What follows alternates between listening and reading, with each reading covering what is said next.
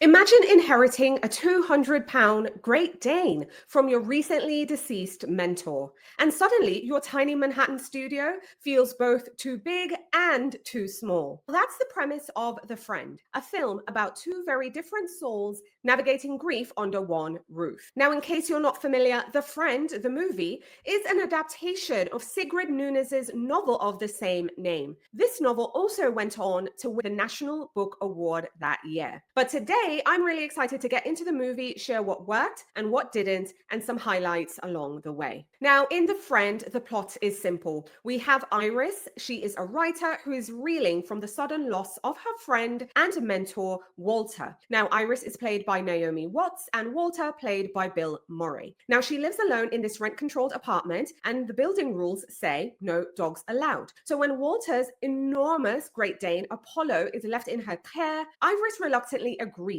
partly out of loyalty, but partly, I feel, because she still can't believe he's gone. Now, at first, every hallway feels like an obstacle course. We see Iris fumbling with these giant water bowls and just food and all the stuff, squeezing through doorways and enduring lots of stares from people with very disapproving glares. Now, Apollo, on the other hand, responds with soulful eyes, puppy dog patience, as if he's just silently there wondering, well, what's next? Now what? What are we going to do? And so on. Now, I think Naomi Watts did an amazing job bringing Iris to life. She's a woman whose intelligence, but also emotional core is just getting ready to crack open because she's very used to controlling her word, controlling everything with her word, both from lecturing students at an MFA program and also debating manuscript edits and just crafting sentences and just doing a lot of things with precision and surgical care. But now her world is measured by this dog who is not very predictable, to say the least. All while trying to figure out how to care for this giant dog. Now, I have to tell you, the dog is the star. The dog is played by Bing, who, again, just big, beautiful. And I felt the movie is all about the dog, and we're just the humans who are participating as well.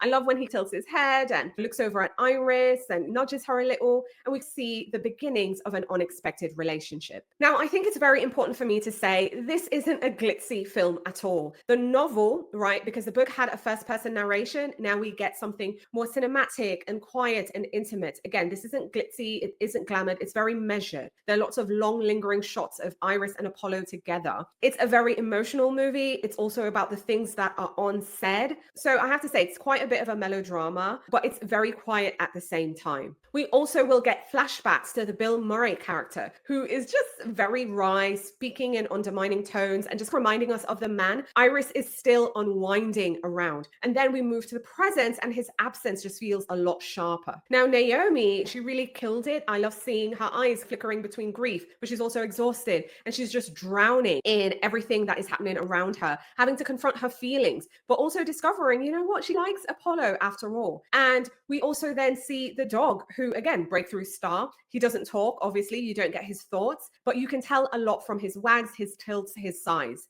And then, of course, Walter, seeing Walter coming back in as well, that was also very interesting too. We even had moments where we have Walter's widow, Walter's ex, Walter's daughter, and just seeing, you know, their envy, their grief, their defensiveness, and just all these different things. It reminds Iris and us, the viewers, that love, both platonic and otherwise, can really leave behind tangled emotions. Now, at its core, The Friend is a meditation on loss. It's also about the imperfect ways that we heal. It shows that grief can isolate us, even when you have friends and people around you, and especially when you live in a city as big as New York and you have millions of people around you. And also seeing the bond between a writer and a dog and just how it provided surprising comfort. Now, I want to say, unlike typical pet movies that give these animals voices, this film preserves the dog's mystery. We don't get a voice. We don't get internal monologue. Instead, we have to just respect him as is. He's a dog. And in that way, we also honor Iris and just her own unspoken layers as well. So I actually appreciated it for sure. Now, I will say, I watched this movie with my husband. He was not a fan, but to be fair, he never read the book either.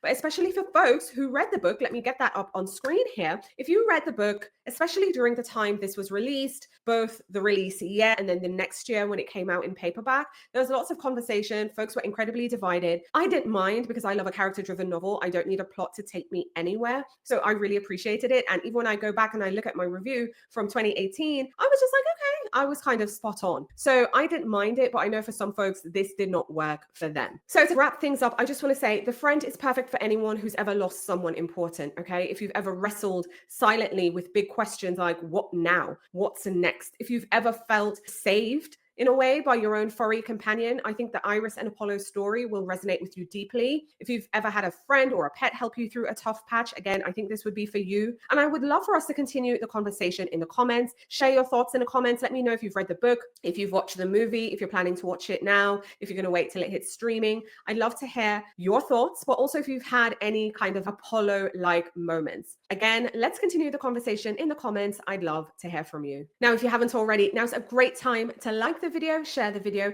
tell a friend about the channel, but also hit subscribe and the notification bell so you're the first to know what's new when I go live and when new videos are uploaded. Thanks for watching. Talk to you soon.